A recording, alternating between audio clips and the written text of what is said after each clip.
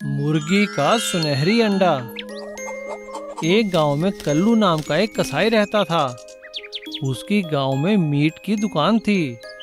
वो जंगल जाकर मुर्गियां पकड़ता और अपनी दुकान में काट कर उन्हें बेचा करता था। लेकिन कसाई होने के बावजूद भी वो दिल का बहुत नेक इंसान था और बेजुबान पशु पक्षियों की वो मदद भी किया करता था। एक दिन जब कल्लू मुर्गियां पकड़ने जंगल गया, तभी उसकी नजर एक सुनहरी मुर्गी पर पड़ी जो एक झाड़ी में फंसी हुई थी। उसे देखकर कल्लू ने मन ही मन सोचा, अरे वाह, इतनी सुनहरी और बड़ी मुर्गी, मैं इसे झाड़ियों से निकालता हूँ, इसे बेचकर तो खूब पैसे मिलेंगे। और कल्लू ने उस सुनहरी मुर्गी को झाड़ियों से निकालकर अपने थैले में बंद कर दिया। जब कल्लू ने उसे थैले से बाहर निकाला तो उसकी हालत देखकर उसे बहुत तरस आया। अरे, इस मुर्गी को तो बहुत चोट लगी है, इसके तो पंख भी टूट गए हैं। नहीं नहीं, मैं इसे अभी नहीं बेचूंगा, मैं इसकी पहले सेवा करूंगा, इसे ठीक होने दूंगा। और कल्लू ने उस मुर्गी की मरहम पट्टी करी, उसे खाने को अच्छा अच्छा दाना दिया और उसे बाकी मुर्गियों से अलग रखा। कल्लू का ऐसा बर्ताव देखकर मुर्गी ने मन ही मन सोचा, ये इंसान है तो कसाई, लेकिन बहुत अच्छा है, इसने मेरी जान बचाई है। लेकिन कल्लू को बाकी मुर्गियों को काट कर बेचता देख सुनहरी मुर्गी को बड़ा दुख हुआ। काश कि कल्लू सभी मुर्गियों के साथ मेरे जैसा ही बर्ताव करता। लेकिन वो सुनहरी मुर्गी ये नहीं जानती थी कि एक दिन मौका पाकर कल्लू उसे भी बेच देगा। और हुआ भी बिल्कुल वैसा ही। कुछ ही दिनों में वो मुर्गी बिल्कुल ठीक हो गई और अपने बाड़े से बाहर घूमने लगी। एक दिन एक ग्राहक की नज़र उस सुनहरी मुर्गी पर पड़ी। उसने कल्लू से कहा, अरे भाई कल्लू, ये सुनहरी मुर्गी बेचने के लिए है क्या? हाँ हाँ सेठ जी, ये भी बिकाऊ है। अरे भाई, कितना दाम है इसका? सेठ जी, बाकी मुर्गियों से थोड़ा ज़्यादा ही है। हाँ हाँ ठीक है, कोई बात नहीं, इसे हमारे लिए तैयार कर दो, मैं अभी थोड़ी देर में आता हूँ। ग्राहक के जाने के बाद जैसे ही कल्लू सुनहरी मुर्गी को काटने के लिए पकड़ने लगा, तभी सुनहरी मुर्गी ने कल्लू से कहा, ये क्या कल्लू, तुमने मेरी जान बचाई, मेरी सेवा की, मुझे प्यार दिया और आज तुम मुझे काट रहे हो। आखिर ऐसा क्यों कर रहे हो तुम? मुर्गी को बोलता देख कल्लू हैरान हो गया और उसने मुर्गी से कहा, देखो मुर्गी, तुम घायल थी, तुम्हारी जान बचाना मेरा धर्म था, लेकिन मैं मुर्गियां बेचता हूँ, ये मेरा कर्म है। अगर मैं तुम लोगों को बेचूंगा नहीं तो मैं अपने परिवार का भरण पोषण कैसे करूँगा? ठीक है, मेरी बात ध्यान से सुनो। अगर तुमने मुझे जिंदा छोड़ा तो हर रोज एक सोने का अंडा तुम्हें मिलेगा, लेकिन मेरी एक शर्त है, मेरी सारी सहेली मुर्गियों को तुम जंगल में आजाद छोड़ दोगे, वादा करो। और अपने वादे अनुसार मुर्गी ने कल्लू को एक सुनहरी अंडा दिया और कल्लू ने भी अपना वादा पूरा किया। वो सारी मुर्गियों को जंगल में छोड़ आया और कल्लू ने भी फिर कभी मुर्गियों को नहीं काटा, क्योंकि उसे सोने का अंडा जो मिल रहा था। चिंकी सरसपुर में अपने माता पिता के साथ रहा करती थी। उसके पिताजी किसान थे और अपने छोटे से जमीन के टुकड़े पर बहुत मेहनत किया करते थे। उनकी बस एक ही इच्छा थी कि किसी तरह चिंकी को पढ़ा लिखाकर बहुत बड़ा इंसान बनाए। चिंकी अपने पिता से बहुत प्यार किया करती थी और खाली समय में अपने पिता के साथ खेतों में काम भी किया करती थी। एक दिन चिंकी जब स्कूल से घर वापस लौट रही थी, तभी उसने देखा कि कुछ बच्चे एक बूढ़े बैल को तंग कर रहे थे। चिंकी ने वहां जाकर उन बच्चों से कहा, अरे रामू, श्यामू, तुम इस बैल को तंग क्यों कर रहे हो? और चिंकी ने सभी बच्चों को वहां से भगा दिया। चिंकी बैल को पानी पिलाती है और चारा खिलाती है, लेकिन चिंकी बैल की हालत देखकर सोचती है, क्यों ना मैं इसे अपने घर ले जाऊं? घर में माँ बाबूजी से देखकर बहुत खुश होंगे और इसकी अच्छे से देखभाल भी हो जाएगी। और चिंकी उस बैल को अपने घर ले आती है।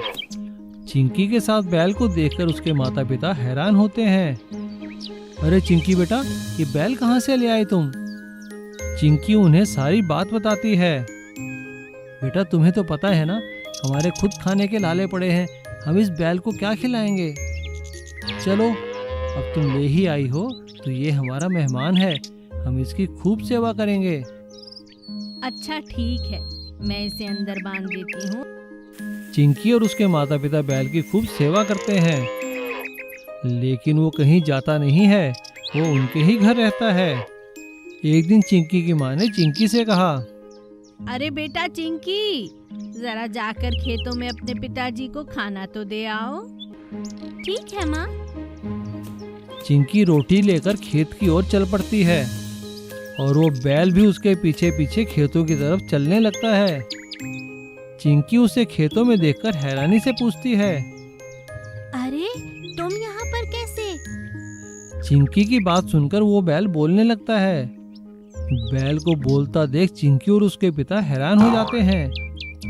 मैं एक जादुई बैल हूँ, मैं यहाँ पे तुम्हारी परीक्षा लेने आया था।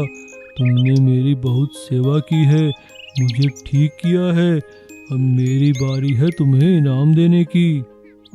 ऐसा कहते ही बैल हल लेकर पूरे खेत में घूमने लगा और उसने देखते ही देखते पूरे खेत में फसल की जुताई कर दी और एक जगह खड़े होकर वो पैरों से कुछ खोदने लगा।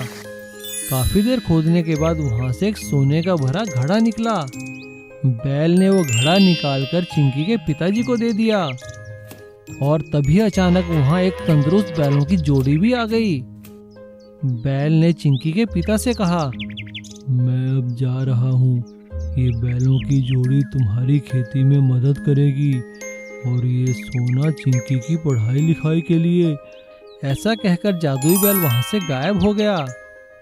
इसीलिए कहते हैं अच्छे काम का फल अच्छा ही होता है। सुखीला लाला की दुकान बाजार के एकदम बीचों बीच थी। वो बहुत पैसे वाले थे, लेकिन उनकी एक कमजोरी थी, उन्हें मीठा खाना बहुत पसंद था।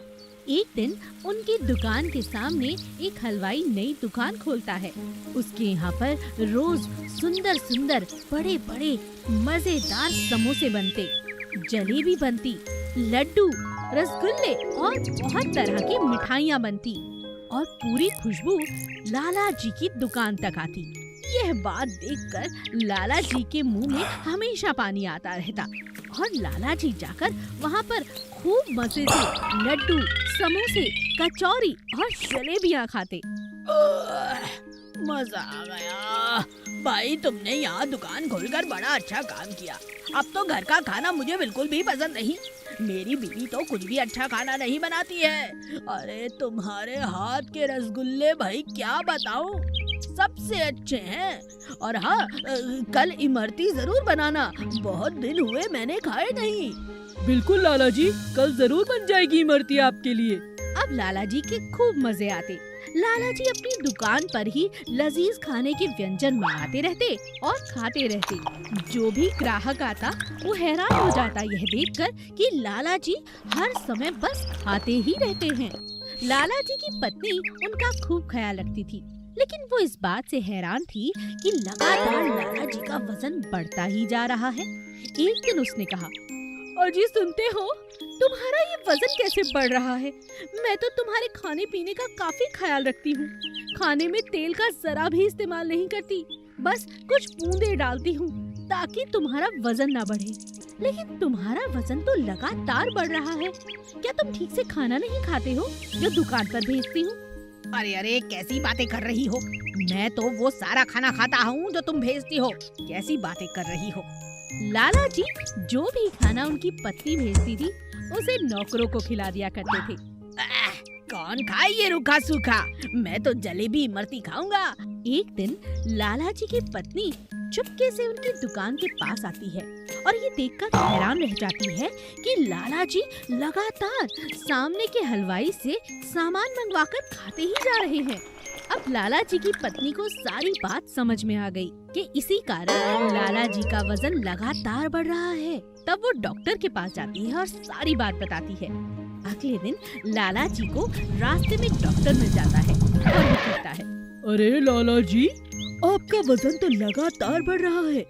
ये आपके लिए अच्छा नहीं। लगता है आप खाने पीने का बिल्कुल ख्याल नहीं रखते। और मैंने आपको कई दफा दुकान पर इमरती चाट वगैरह खाते देखा है। ये आपकी सेहत के लिए अच्छी नहीं। संयम से खाना भी इंसान का कर्तव्य है, नहीं तो बहुत जल्द आप भगवान को प्यारे हो जाएंगे। अरे अरे कैसी बातें कर रहे हो, तुम मेरी जान लेना चाहते हो क्या? मैं नहीं लेना चाहता, मैं चाहता हूँ आप जुग जुग जिए, इसीलिए समझा रहा हूँ।